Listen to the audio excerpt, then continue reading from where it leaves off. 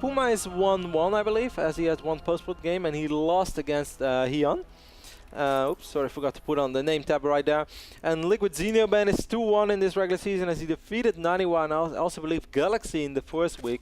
But he lost against Hyun as well. So Hyun having a really excellent start, already beating both these guys. Unfortunately, we are not going to see Hyun versus us today. That is going to be played tomorrow morning. I cannot wait for that game. And I can guarantee you guys that we're going to try to broadcast that as soon as possible. Maybe Froden and Greetorp get lucky and they will be able to cast it tomorrow. But I would be kind of mad, man. I'm just going to say it. Don't make me say it, but I already said it. But you already said it. Antiga the map, these guys will be cross-spawn. Antiga Shipyard. Our really savvy fans might be saying to themselves, oh, but Antiga's not in the official map pool. Guys, if players agree to play on a map not listed in the official map pool, it is in the rules that they can participate. They can choose if both players say yes to play on that map anyway. So if for whatever reason Rotterdam was playing against me and we both said let's play Steps of War, and no, we would play Crevasse. Oh I would give you so many drinks until you would say, yeah, Crevasse, great idea. We could actually play an official best of 3 on Crevasse. That would be awful. That would be awesome. That would just be the We worst. actually played Crevasse against each other in the past, didn't we? I think so, and yeah. I was really We mad. played reverse. Didn't you beat me with your Protoss against my Zerg because you had Dark Templars? Or was it? That happened once, but I don't think it was on Crevasse. Oh no, it was Daybreak. Yeah, and Rio was coaching me, I think, or Phoenix. Either of the two. I have no idea what happened. Yeah, it was Phoenix. He just kept telling me to make drones. I had like 120 drone, and Phoenix was like, "It's okay, drone, drone, drone." And I was like, and then I died to Zealot Archon. Quite arguably the worst game I ever played. Zealot Archon, pretty quite good. possibly. Pretty good. First, different openings over here from Puma Ben, as he's not going command center first. Actually, he did. CC first into gas, into barracks. Yeah, so everything is pretty much the same. I was a little bit confused as the gas for Zenio was really quicker on Antiga. For my feeling, a little bit quicker than it was on Daybreak. But other than that, Ben, the openings are exactly the same way. Right now, I'm interested to see with what Zenio does with this gas this time around. Antiga's a map where Zerg players really don't want to let Terran make his way up to 3 base because it just gets so hard to really attack. So we see on Antiga a lot of time players defaulting to certain 2 and 3 base all-ins. Usually that involve lots of banelings. Sometimes you see Roach Bane. Sometimes you see like the +1, +2 pure baneling attacks. It wouldn't surprise me that much to see something like that, but having said that, Zenio did just play a phenomenal game on Daybreak where he was able to take it to the end game and win. So maybe that gives him some confidence to play the big macro style anyways. We do see he is off this gas and now working on Zergling speed. Yeah, he's just opening up speed once more. That's exactly how he opened up on Daybreak. I'm curious to see, Ben, since Puma is dropping that second refinery right now, for my feeling quite a bit quicker than he did in the previous game, as he's only on 19 supply. If we are going to see Hellions and Banshees this time, that's a build that we've seen a lot on this map. It's of course a very standard Terran opener these days. I remember, of course, the wild cards we did last season in our playoffs where both Torsion and the Muslim tried to do it against Red several times. Certainly on Antiga Shipyard, I remember those games. So I'm curious to see if Puma is going to go for Banshees, and then the fact whether or not he's going to add Cloak Banshees as well. As I felt that Zenio, I wouldn't say was super greedy, but he didn't really make a lot of units for a certain amount of time. He had a couple of speedlings running around, and that was about it. Never really sacrificed overlords and whatnot. He is getting that starport, Kevin, so I think we're going to see exactly what you predicted. And Zenio still just continuing to commit most of his money to drones, but we see a small swell of Zerglings here. I think that's just what he wants in case there are a couple of Hellions. He's going to be able to deal with it.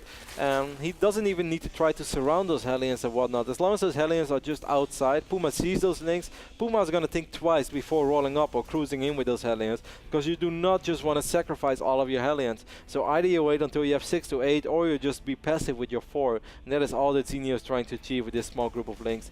As we can already see, he's going back to droning already. But he is dropping the Roach Warren. That is different than it was in Daybreak. Yeah, that is in fact very, very different. I'm also interested in where he's got his lings kind of hidden, Kevin. I think there's a small chance we might see him counterattack with these lings as soon as he knows those Hellions are across the map, and that could be very annoying for Puma to deal with. Yeah, so we can see he hasn't made a single Marine. There's no bunker, no Marines. If these Hellions leave... Bad. No, the Baneling nest is going down as well. Oh, so it will be the Roach Baneling all-in that we talked about. 3 Overlords at once for as many roaches as Zenio will be able to afford. It's going to be somewhere between 5 and 7 roaches. The first Banshee's already out. Of course, you're going to need more than one Banshee to deal with all this, because there's a lot of like explosive power in Roach Baneling, and then the Zerglings after that. If you have a ton of Lings, it's just too much for Banshees to deal with, as Banshees are not as quick. Cloak is even going to get research. Here come those Lings, Ben. As you said, as soon as those Hellions moved out, he's going to... Well, how did Puma see it? I think he had an... don't actually know. Maybe just got a glimpse of those Hellions, but... Game senses, Kev.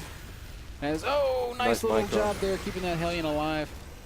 This is why you should always grease up your Hellions before they go out on the map so they can slip through those Zergling rounds. Or before you put your arm in the heater. Or before you put your arm in the heater, because it really sucks getting your arm stuck in the heater. Going to be double armory, so Puma's showing us an inclination towards some mech. It's going to be that sort of MVP style of mech as he's continuing to produce Hellions. Yep. Yeah, actually very similar to the MVP style, or almost an exact copy. Here come the Roaches though, Ben, but as I said, there is already a Banshee out. The Banshee can just focus down all those Banelings. He can of course lift off this command center for now. He's upgrading to Orbital. That's the wrong moment, I would say, Puma. Or what's the idea behind that, man? I don't really see this working out for Zenio with two Banshees. It doesn't look like this is a very, very good time to attack. Banshee's making massive amounts of damage on these Roaches. Banelings will crash in, but Hellions are going to do a good job of killing the Banelings all off, and they're never even going to connect. And this attack from Zenio is just going to be crushed. I felt this also arrived quite a bit later than normal. 9-minute, 30-second Roach Baneling all in. I mean, normally there's like the race against one Banshee will be out. Will the Banshee deal enough damage to the Roaches and Banelings? Now we have two Banshees just shooting around on all those Links and Banelings, and definitely the Roaches. As we can see in the unit's last research step, this went absolutely horrible for Zenio. A little bit one-sided. Yes, that was not a close hold. Is there Cloak? There is. Yes, there is Cloak. There's also Spores in the main base, so going to be hard for Puma to find openings, but as I say it, he does manage to find that sweet spot. And, might even kill the Queen! If nothing else, we'll be able to shut down all mining on the right side of this expansion in the meantime. Spawning pool is quite exposed as well, Ben. It's taking some serious damage from these two Banshees, but more Queens joining in the fray right now. Cloaking there on the outskirts, and this spawning pool is going to continue to take some heavy damage. It's very, very annoying. Not repositioning the Spore Crawler either. He's remaking a lot of drones. That's basically all he's doing right now. Lay attack is ready, so he will be able to morph overseas, but not before Ben losing that spawning pool. Yeah, spawning pool goes down. Extractor also taking some damage. Hellion's going to come forward as well. And what does Zenio have? Roaches are lined up. And as silly as it may sound, Hellions, when they can splash on those Roaches, are pretty effective. Lings are not what you need to fight against this number of Hellions. Those Banshees still doing damage, and Zenio says, you know what, I don't think I'm going to come back from this. Zenio lost 3,300 worth of resources in that game, and Puma lost only 925. That's crazy. Why did that attack arrive so extremely late for Zenio? I wish I had a good answer for you, Kev, but... because Puma basically did everything as greedy as possible, as he went up to 3 bases and had Cloak. And those are normally things that are sort of like late game investments, which are not supposed to help out against these Roach Baneling attacks, but this looked easier than ever.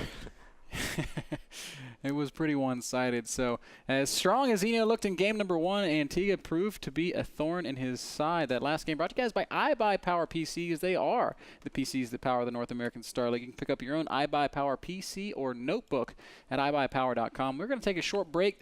The final game of the day, Zenio versus Puma, game number 3. EG versus Liquid, Zerg versus Terran. On Metropolis. Who will reign supreme? Well, we're all going to win because, as Kevin said, it is Metropolis. Should be a lot of fun. Don't go anywhere. It's not Crevasse, but it's good. We'll be right back.